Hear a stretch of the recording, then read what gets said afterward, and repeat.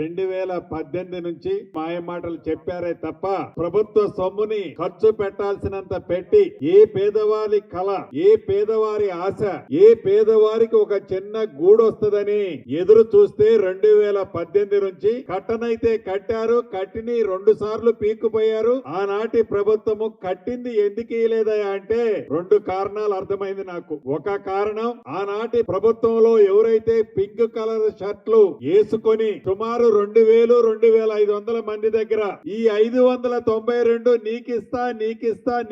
అని అందిని కాడికి దండుకున్నది ఒక కారణం అయితే, ఇక ఓట్ల రాజకీయం కోసం ఈ 592 కుటుంబాలకు ఇస్తే మిగతా కుటుంబాలు మాకు దూరం అవుతాయి, ఈ దూరం అయిన దానికంటే మనం కట్టిని అట్లా చూపించుకుంటా ఇంకా ఒక 20-30 సంవత్సరాలు అదిగో నీ ఇల్లు ఓటా దాంట్లో ఉందని మాయ మాటలు చెబితే నమ్ముతారు అని రెండో కారణం అయితే, ఈ 2 కారణాలు దృష్టిలో పెట్టుకొని ఆనాటి ప్రభుత్వం కట్టిన 6 సంవత్సరాలైనా పేదవాడికి ఆ ఇల్లు ఇవ్వలేకపోయింది.